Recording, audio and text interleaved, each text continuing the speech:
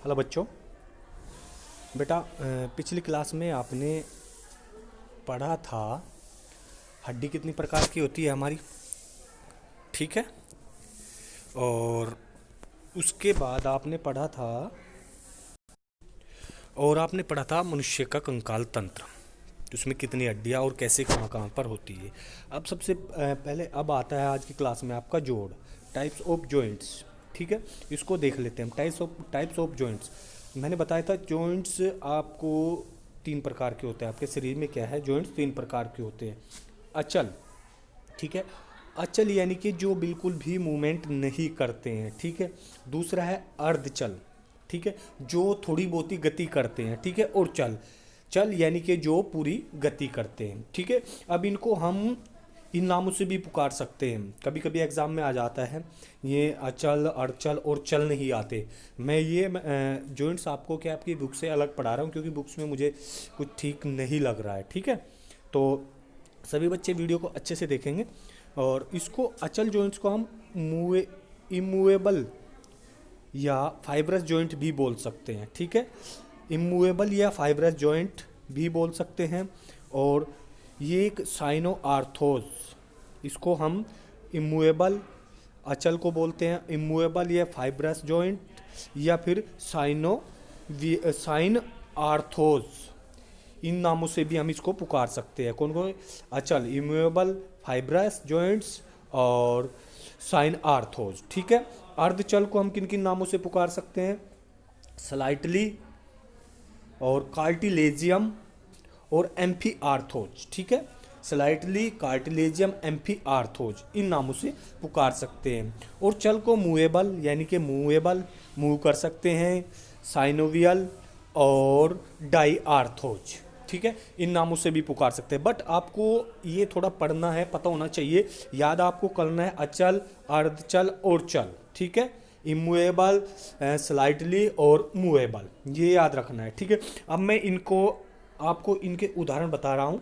सभी बच्चे ये कहाँ कहाँ पर होते हैं। ठीक है।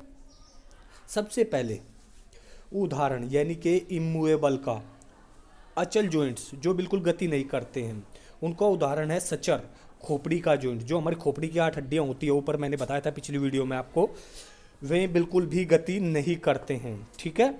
और वे अगर टूट फूट भी जाए तो वे दोबारा क्या है, बन भी नहीं सकती, सही भी नहीं हो सकती। फिर क्या होता है, उस पर स्टील की या उसकी एक कटोरी बनाकर लगा दी जाती है। ठीक है।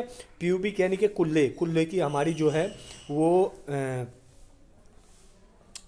ये सेकंड में आएगा प्यूबिक। ठीक है। इसमें सचर, खोपड़ी की हड्डी, और गोम्फोसिस, पेग एंड सोकिट, मसूड़े के जॉइंट्स। ठीक है, मसूड़े के जो जॉइंट्स हैं ये हमारे बिल्कुल भी गति नहीं करते हैं। उसके बाद था हमारा अर्धचल। अर्धचल में हमारी प्यूबिक, कुल्लों की हड्डी, ये थोड़ी बहुत ही गति करती है। और रीढ़ की हड्डी आप देखो, अब जब हम बैंड होते हैं तो ये थोड़ी बहुत ही, मतलब सारी थोड़ी थोड़ी करके मुड़ती है, जब हम जा कर के गति हमारी ये जो है रीढ़ की हड्डी मुड़ती है। ठीक है, कोई क्रिया करती है। ठीक है। इसके बाद चल जोड़ के उदाहरण ये हो गए आपके अचल और अर्धचल। ठीक है। और चल जॉइंट्स उदाहरण जो है हमारे, ये 5 प्रकार के होते हैं। इनको सभी बच्चे अच्छे से देखेंगे। ठीक है।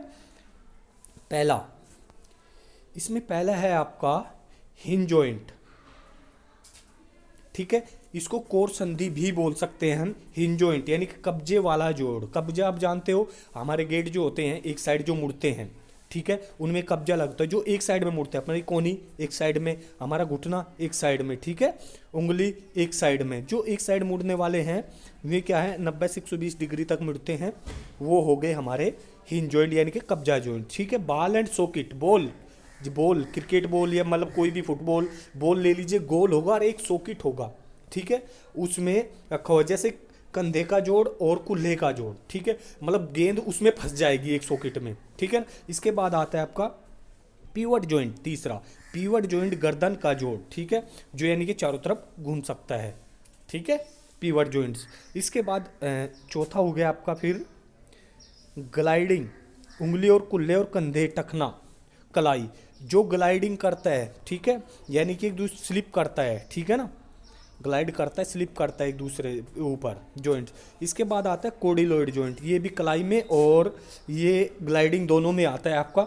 इसके बाद आपका लास्ट बचा है इसमें सेडल जॉइंट। सेडल होता है अंगूठा, अंगूठे का जॉइंट, ये हड्डी की, अंगूठे की हड्डी, ये आपका सेडल जॉइंट में आता है। ठीक है, तो बेटा ये हो गए आपके जॉइंट।